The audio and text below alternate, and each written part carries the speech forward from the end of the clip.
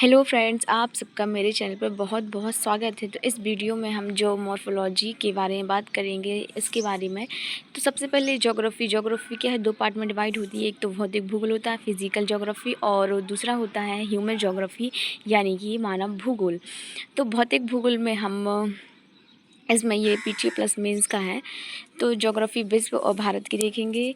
और सबसे पहले तो हम फिजिकल ज्योग्राफी में जो मॉर्फोलॉजी के बारे में बात करेंगे। तो भूआकृतिक विज्ञान और इसी फिजिकल ज्योग्राफी में क्लाइमेटोलॉजी, ओशनोग्राफी और बायोज्योग्राफी एंड एस्ट्रोनॉमी आता है। तो सबसे पहले हम जो मॉर्फोलॉजी के बारे में बात करेंगे। जो मॉर्फोलॉजी होता क्या है, तो सबसे पहले हम इसे पहले तो इसको हम शब्द तोड़कर इसके अर्थ को समझेंगे। तो जो मॉर्फोलॉजी भू-आकृतिक विज्ञान, जिसमें जो का अर्थ होता है अर्थ सरफेस यानी कि जो हमारी पृथ्वी का सतह है।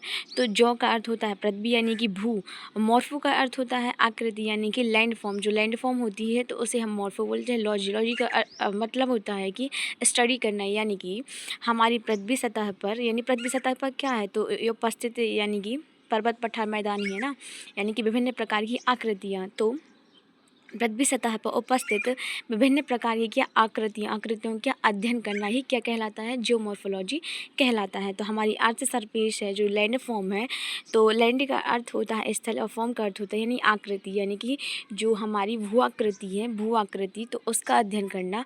तो अर्थ सरफेस पर क्या मौजूद है, यानी कि हमारा अर्थ सरफेस कैसा है, समरूप या फिर असमरूप है, होमोजीनियस या हेट्रोजीनियस। तो नॉर्मल सी बात है, हेट्रोजीनियस समान थोड़ी ना है। यहाँ पर्वत हैं, पठार हैं, मैदान हैं, यानी कि विभिन्न प्रकार की आकृतियाँ हैं। तो हमारी अर्थ का जो सरफेस है वो क्या है, हेट्रोजीनियस यानी कि असमरूप है। तो ऐसा क्यों है, तो लैंड फॉर्म की आकृति ऐसी क्यों है, तो इसका रीज़न जो अर्थ है उसका सरफेस हेट्रोजीनियस वाई। तो different type of land form, यानी कि यहाँ पर क्या है, विभिन्न प्रकार की स्थलाकृति हैं। स्थलाकृतियाँ कैसे बनती हैं, तो स्थलाकृति बनती हैं आंतरिक बल और बाह्य बल, जो कि दोनों बल हमारी अर्थ सरफेस पर काम करते हैं। एक अंदर से बल काम करता है, एक बाहर से। बाह्य बल कौन से होते हैं, सतह पर, जो कि नदी के द्वारा अपर्दन होता है, वायु के द्वारा होता है, हिमानी के द्वारा होता है, जो सागरीय तरंगें होती हैं उसके द्वारा होता है, और वर्षा के द्वारा भी होता है।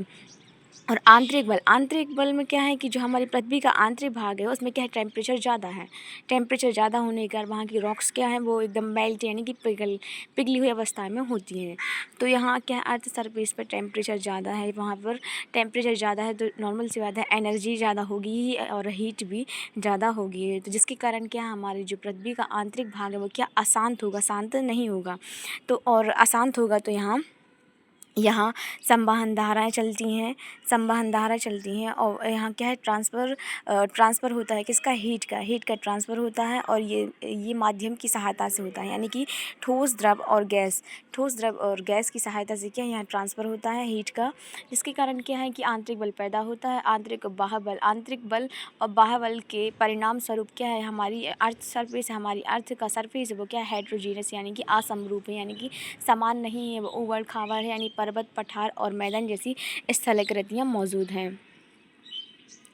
तो ये इसमें बताया गया है कि एयर के ज़रिए संवहन धाराएँ कैसे चलती हैं। और अभिवहन यानी कि क्षैतिज जो हॉरिजॉन्टल चलती हैं उन्हें अभिवहन, और संवहन में क्या है, ये वर्टिकल यानी कि ऊर्ध्वाधर चलती हैं।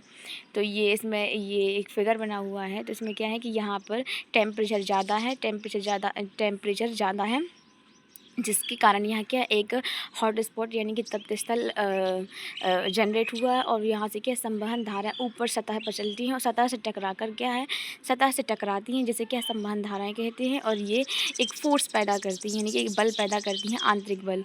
और ये क्या है, अर्थ का सरफेस वहाँ के टेम्परेचर होता है 15 से 16 डिग्री सेल्सियस, और हमारी अर्थ के अंदर होता है 6000 डिग्री सेल्सियस तक। तो अर्थ सरफेस पर टेम्परेचर कम है, यहाँ तप्त स्थल से क्या है कि जो संवहन धारा चलती हैं और वो अर्थ सरफेस पर क्या है,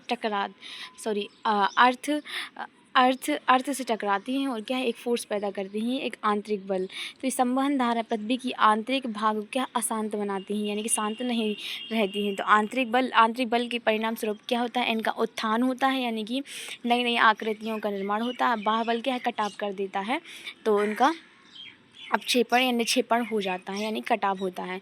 दोनों बल जब एक साथ कार्य करते हैं तो क्या है कि हमारी सतह क्या इसी के कारण क्या असमरूप होती है। दोनों बल यानी कि आंतरिक बल कार्य कर रहा है और बाह्य बल, दोनों बल क्या है कार्य करते रहते हैं। तो जब आंतरिक बल की तीव्रता बाह्य बल के समान होती है, यानी कि जितना आंतरिक बल कार्य किया है, यानी कि आंतरिक बल कार्य किया उतना ही बाह्य बल के द्वारा आकृतियों का वो निक्षेपण हुआ है और नई आकृतियाँ बनी है। अगर दोनों बल साथ में कार्य करें तो क्या हमारा क्या समतल प्रदेश यानी मैदान की उत्पत्ति होती है। और अगर आंतरिक बल ज़्यादा रहे बाह्य बल से, यानी कि आंतरिक बल के परिणाम स्वरूप आकृतियाँ बहुत बन रही हैं बट उसका क्या कटाव नहीं हो पा रहा है, तो क्या है नॉर्मल सी बात है, ऊंची स्थलाकृतियाँ पर्वत और पठार का निर्माण होगा ही। और अगर आंतरिक बल बाह्य बल से यानी कि बाह्य बल ज़्यादा हो आंतरिक बल से, यानी कि बाह्य यानी कि निक्षेपण यानी ज़्यादा हो तो क्या हो घाटियाँ तो बनेंगी ही, नॉर्मल सी बात है।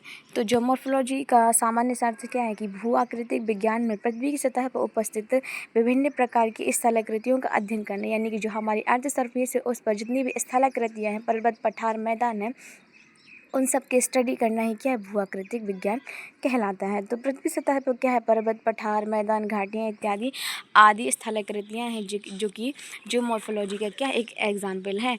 तो और इसमें देखेंगे सतह पर उपस्थित ये स्थलाकृतियाँ आंतरिक और बाह्य बलों का परिणाम होती हैं, यानी कि ये स्थलाकृतियाँ क्या आंतरिक बल और बाह्य बल के कारण ही इनकी उत्पत्ति होती है। इन्हीं स्थलाकृतियों के कारण ही पृथ्वी का सतह क्या है समरूप ना होगा असमरूप यानी कि हेट्रोजीनियस है।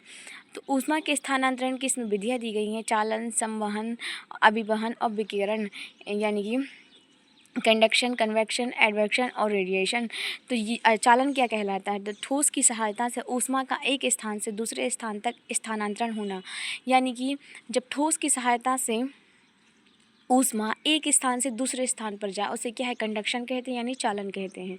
और कन्वेक्शन में क्या है संवहन, इसे हिंदी में बोलते हैं संवहन। द्रव और गैस की सहायता से, इसमें क्या है इसमें ठोस था, इसमें क्या है द्रव और गैस की सहायता ऊष्मा का लंबवत यानी कि वर्टिकल स्थानांतरण से क्या है संवहन कहलाता है।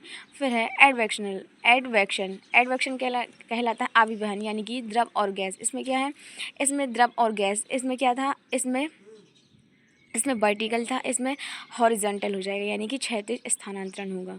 फिर है रेडिएशन यानी कि विकिरण, इसमें क्या है बिना किसी माध्यम के ऊष्मा का स्थानांतरण विकिरण कहलाता है, यानी कि रेडिएशन कहलाता है।